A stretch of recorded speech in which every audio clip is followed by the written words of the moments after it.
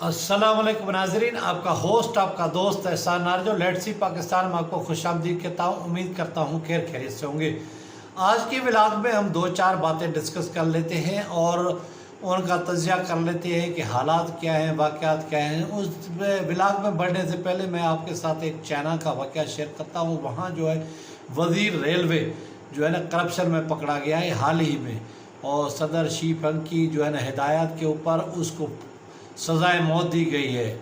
लेकिन उसके बरक्स आप पाकिस्तान में देखेंगे कि जो जितना बड़ा मुजरिम है उसको बड़ा ओहदा दिया जा रहा है। आप देखा है कि वज़ीर आज़म के जहाज़ में 5 साल पहले फ़रार होने वाला इसाक डार, जी हाँ, जिसको पुलिस ढूंढ रही थी, 5 साल से 4 साल से मफरूर था, उसी को पुलिस प्रोटोकॉल दे रही है और वो पाकिस्तान के ख़जाने का मुहाफ़िज़ बन गया है और वज़ीर ख़जाना बन गया है। क्या ही कहना है। वज़ीर आज़म के जहाज़ में फ़रार होने वाला वज़ीर आज़म के जहाज़ में वापस आया। ये है हमारा प्यारा पाकिस्तान और ये है पाकिस्तान की जो है ना खूबसूरती। और जो जनाब आसिफ अली ज़रदारी कहते थे कि जमहूरियत बेहतरीन इंतकाम है, और वो उसी जमहूरियत के सम्राट आप देख रहे हैं कि जो मौजूदा 72 रुकनी काबीना है उसमें से तकरीबन अक्सरियत करप्ट लोगों की है, और जो ज़मानत पे है या जिनके ऊपर मुकदमात बने हुए हैं वो खुर्शी शाह हो या फिर राना सनाला हो या हसन इकबाल हो या फिर मौजूदा वज़ीर ख़जाना इसाक डार साहब। तो ये हमारे मुल्क की सूरत हाल है। ये हमारे तो ये सूबों में भी ये आलम है, वफाक में भी ये आलम है, और पाकिस्तान के अंदर करप्शन का ये आलम है कि पहले नंबर पे सिंध है, दूसरे नंबर पे वफाक है, तीसरे नंबर पे बलूचिस्तान है, चौथे नंबर पे पंजाब है, और 5वें नंबर पे करप्शन में खैबर पख्तूनख्वा है। मौजूदा जो पाकिस्तान में महंगाई की शरह है या जो पॉलिटिकल अनस्टेबिलिटी है, जिसकी वजह से मेरा मुशाहिदा है और मैंने देखे हैं कि बहुत सारे शरीफ लोग, बहुत सारे ऑनेस्ट लोग भी मजबूरन करप्शन कर रहे हैं। और पंजाब में हमने कभी वाक़या नहीं सुना था कि करप्शन हो रही है, लेकिन गुज़श्ता जो 4 साल 5 साल 7 साल गुजरे हैं उसमें वहाँ भी आहिस्ता आहिस्ता करप्शन अपने पंजे गाड़ रही है, और अपना जो है ना वहाँ भी करप्शन का निज़ाम उरूज पे। और यही सूरत हाल के पीके में थी।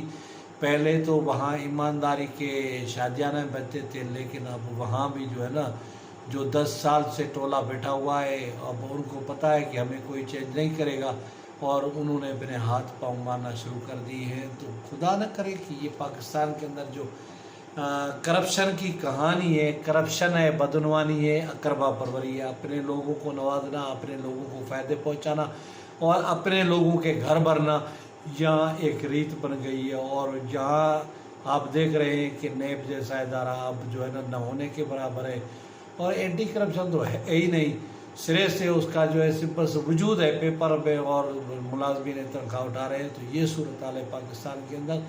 लेकिन मैं हैरान हूँ कि वो इदारे जो मुल्क की सावरंटी के इदारे हैं, मुल्क के जो है ना मुहाफ़िज़ इदारे हैं, उन्होंने क्यों आंखें बंद की हुई हैं। देखिए कि इसाक डार एयरफोर्स के तैयारे में शहबाज शरीफ के साथ लंदन से इस्लामाबाद आए, लेकिन वो इदारे जो पाकिस्तान की सालमियत के ज़ामिन हैं और जिन्होंने पाकिस्तान की सालमियत का तैयार किया हुआ है, लेकिन वो भी ऐसी फैसलों पे ना यानी खामोश है और वो को रद्द अमल नहीं दे रहे। आप देख रहे हैं कि मौजूदा जो ऑडियो लीक से वीडियो लीक्स का ज़माना चल पड़ा है, इसमें तो हमारे जो है ना हुक्मरानों की, हमारे मुल्की इदारों की सिक्योरिटी और सबके जो है ना पौराद आया हो रहे हैं, और सूरत हाल बड़ी गंभीर है। और मैं तो कहता हूँ कि सारे जमातों के लीडरान मुल्क में मौजूद है, सिर्फ 2 नहीं है, 2 मुर्गे बाहर हैं, एक अल्ताफ़ हुसैन, दूसरा मियाँ नवाज़ शरीफ। इनको भी किसी तरह बुलाया जाए, लाया जाए इस मुल्क के अंदर, फिर कोई मर्द मुजाहिद टोका लेके बैठ जाए और इनको कहे कि जो है ना 15 दिन के अंदर हमें पैसे वापस करो जो मुल्क के अंदर लूटे या मुल्क के बाहर आपने रखे, वरना आपका सर कलम किया जाएगा। تو میں کہتا ہوں کہ اس ملک کا سارا قرضہ ختم ہو جائے گا، ساری ملک کے مسائل ختم ہو جائیں گے، سارے ملک کے پرابلم ختم ہو جائیں گے اور ملک اپنے پاؤں پہ کھڑا ہو جائے گا۔ صرف یہاں ول کی اور قوت کی ضرورت ہے۔ اب جو موجودہ سسٹم ہے، موجودہ کرپشن ہے، جو موجودہ اقربا پروری ہے، اب دیکھیں کہ ہر حکومت کسی نہ کسی پارٹی کے پاس ہے۔ اگر پیپلز پارٹی کے پاس سندھ ہے تو قوم پرست جماعتیں اور بلوچ اور مذہبی جماعتیں بلوچستان میں ہیں، تو پنجاب اور کے پی کے یعنی تحریک انصاف اور کاف لیگ کے پاس ہے، تو مرکز نون لیگ کے پاس ہے، پیپلز پارٹی کے پاس ہے۔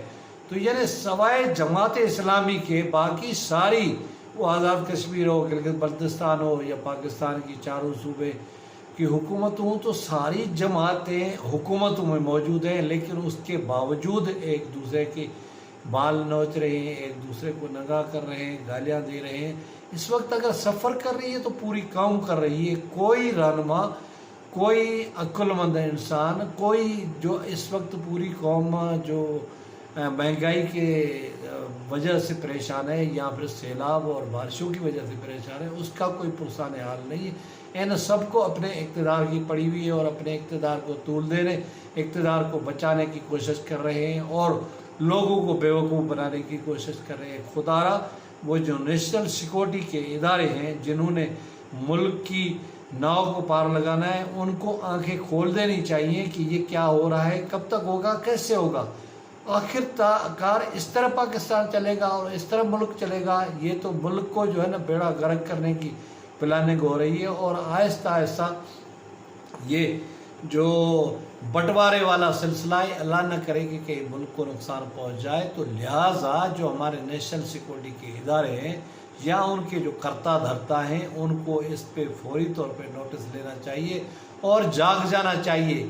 یہ جو کمپنی اینڈ جو ہے نا وراثت، خاندانی وراثت والی سیاست ہے، یہ ملک کو نیست اور نابود کر رہی ہے، ملک کو کھوکھلا کر رہی ہے اور ملک کے نظام کو مفلوج کر رہی ہے۔ اس سے کوئی یعنی بہتری کی امید نہیں ہے اور نہ ہی ملک کوئی ترقی کرے گا۔ لہٰذا جو اس وقت ملک کے خیر خواہ ہیں اور ملک کے ساتھ درد رکھنے والے لوگ ہیں، وہ بڑے اضطراب کا شکار ہے کہ آخرکار کیا ہوگا، کیسے ہوگا، کون ہوگا جو اس ساری صورتحال کا نوٹس لے گا۔ امید ہے ناظرین آپ کو یہ آج کا میرا ولاگ پسند آیا ہوگا۔ کسی اور ولاگ، کسی اور ویڈیو میں آپ سے ملاقات ہوگی، تب تک مجھے دے اجازت۔ خدا حافظ۔